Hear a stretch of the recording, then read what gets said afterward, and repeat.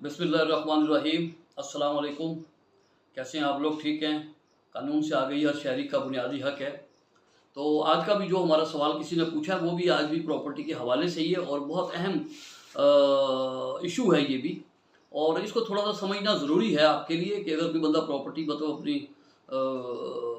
मतलब बेचता है तो उसके बाद बाज़ दफ़ा कुछ मसाइल खड़े हो जाते हैं। अब जैसे इसके अंदर भी जो है ना, हमारे जो साथी हैं उन्होंने ये पूछा है कि उन्होंने कोई प्लाट था अपना, उन्होंने 65 लाख रुपए का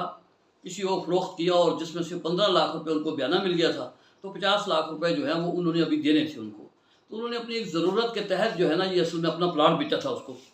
लेकिन अब वो उसके अंदर एग्रीमेंट में 2 महीने का टाइम तय पाया था कि भाई 2 महीने के अंदर जो है वो पेमेंट करेंगे। और मैंने भी आगे किसी को पेमेंट करनी है, लेकिन अभी जो है ना 2 महीने के अंदर भी जो है ना कोई 10 एक दिन रह गए, लेकिन उसने अभी तक पेमेंट नहीं की और मुझे ऐसा लग रहा है वो टाल-मटोल से काम ले रहा है। तो मुझे भी किसी को आगे पेमेंट देनी है, तो मैं भी खुद मसले में गिरफ्तार हूँ, प्लाट भी मेरा उस सौदे में फँसा हुआ है, तो मैं क्या करूँ? तो इस हवाले से परेशान थे। अब इसमें सबसे पहले तो कुछ बातें हैं जो आपको मैं समझाऊँ ताकि आप उसको थोड़ा-सा समझें कि दर हकीकत बेशुमार ऐसे लोग हैं, सारे नहीं होते, कुछ लोग हैं वो ये करते हैं कि किसी से कोई प्रॉपर्टी ख़रीद लेते हैं। ख़रीदने के बाद जो है ना उसका गाहक तलाश करते रहते हैं कि चलो जैसे आपसे 65 में ख़रीदा है तो उनकी कोशिश होती है कि चलो 2 महीने का टाइम है तो किसी को 75 लाख रुपए में बिक गया तो 10 हमें बच जाएगा, तो इस तरीके से उसकी पेमेंट 65 लाख कर देंगे, कुछ हमें बच जाएगा। तो बाज़ दफ़ा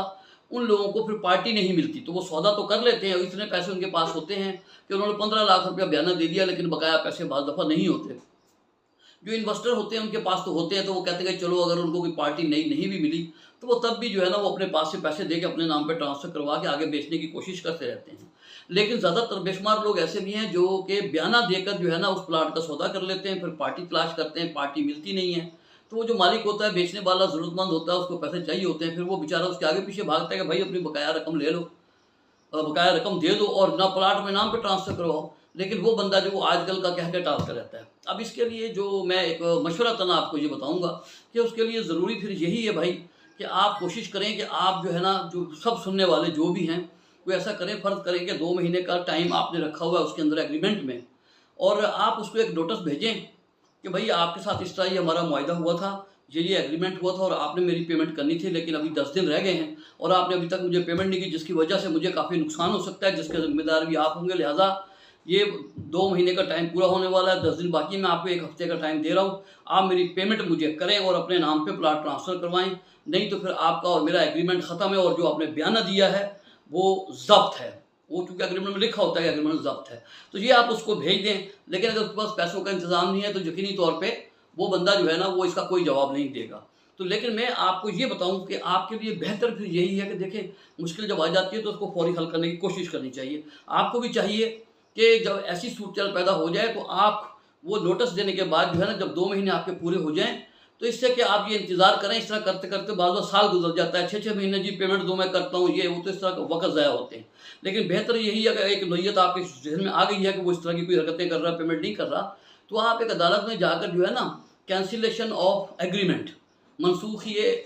मुआहदा जो है वो उसका आप अपना एक केस करें, उसमें सारे हालात लिखें कि ये सौदा हुआ था, ये बयाना दिया था, ये सारा कुछ मामला है, तो इसने मुझे पेमेंट नहीं की मेरी बकाया, जबकि मैं इसके पीछे भागा फिर रहा हूँ, लेकिन इसने मुझे पेमेंट नहीं किया। तो ये जो बयाना मैंने इससे लिया हुआ है, तो अब ये है कि इसको जनाब रोका जाए कि वो मेरे उस एग्रीमेंट को कहीं इस्तेमाल ना करे। बयाना इसका ज़ब्त हो चुका है, एग्रीमेंट ख़त्म हो चुका है, तो बहरहाल ये जो डिग्री जारी फरमाई जाए कि अब जो है ना ये मुआहदा हमारे दरमियान मनसूख हो चुका है। तो जब आप ये केस अदालत के अंदर फाइल करेंगे तो ज़ाहिर है उसको नोटिस जाएँगे, समन जाएँगे, वो भी अदालत में आएगा, तो आने के बाद जब अपना जवाब देगा तो वो जवाब में यही कहते हैं, नहीं जी ये तो गलत कह रहा है, हम तो पैसे देने के लिए तैयार थे, हम तो इसके पीछे भाग रहे थे, ये लालच में किसी और को बेचना चाह रहा था। अब अदालत को नहीं पता कि वो बंदा सही है या ये सही है। वो कह रहा है कि मैं पैसे मांग रहा था, वो कहता है मैं पैसे दे रहा था, दे नहीं रहा था, तो उसने तो टाइम गेन करना होता है। तो वो जो है ना, जैसी फिर ऐसी बात हो तो आप कोर्ट के अंदर ये कहें कि ठीक है जी मैंने तो केस किया हुआ है मनसूख ये मुआहदे का। ये मैं आपको जनरल अंदाज में समझा रहा हूँ, कानूनी अपना एक प्रोसीजर होता है। तो आप अदालत से कहें कि चलो ठीक है जी, मैं आज भी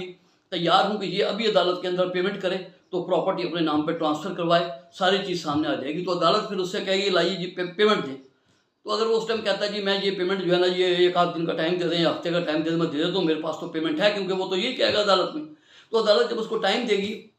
अगर वो अगले हफ्ते में पेमेंट लेके नहीं आता, तो अदालत की नज़रों के अंदर वो बंदा मशकूक भी हो जाएगा, और फिर एक प्रोसीजर के बाद जो है वो बंदा जो है कानूनी तौर पे जब अदालत में पेमेंट नहीं करेगा तो मुद्दई का मौक़िफ़ सच साबित हो जाएगा कि वो इसके पीछे भागता रहा है, तो उसने बकाया पेमेंट नहीं दे रहा उसको, और उसने कही वो पैसे की ज़रूरत थी, तो अदालत जो है कानूनी तौर पर जो 15 लाख रुपए है वो बयाना जो है वो ज़ब्त हो जाएगा। मतलब उसके बाद आपको टेंशन कोई नहीं है मुद्दई को कि ठीक है जी अब अदालत के ज़रिए से इसने पेमेंट अदालत में भी नहीं की, जिसकी वजह से अब वो बयाना ज़ब्त हो गया और आप महफूज हो गए। क्योंकि अगर आप ये केस नहीं करेंगे तो वो इसको पहले लटकाता रहेगा 2, 4, 6 महीने, फिर किसी टाइम जो है ना वो खुद ही देखेगा कि मैंने टाइम गेन करना है या मुझे वक्त चाहिए, तो बार बार वो खुद अदालत में जाके केस कर देता है खरीदार कि जनाब मैं तो पैसे लिए फिर रहा हूँ, वो पैसे नहीं ले रहा, लालच में किसी को बेचना चाहता है, लिहाजा जी फटाफट जो है ना ये मुझे स्टे भी जारी किया गया, और ये देखिए मेरा एग्रीमेंट है, मैंने 15 लाख रुपए दिए हुए हैं, और वो बंदा लालच में किसी और को बेच रहा है, तो स्टे दिया जाए कि ये जो वो किसी को आगे फरोख्त ना करे। तो ज़ाहिर है कि वो जब इस किस्म का दावा करेगा तो जज उस टाइम तो यही समझेगा ना कि इसके पास एक एग्रीमेंट है, 15 लाख दिए, मुमकिन है ऐसी ही बात हो, तो फिर वो आपके 2, 4, 6 महीने और ज़ाया हो जाएंगे। जब आपको भी नोटिस आएगा, आप अदालत में जगह आप बताएंगे जी ये गलत है, झूठ है, मैं तो इसके पीछे भागा फिर रहा हूँ, फिर पेमेंट नहीं दे रहा मेरी, ये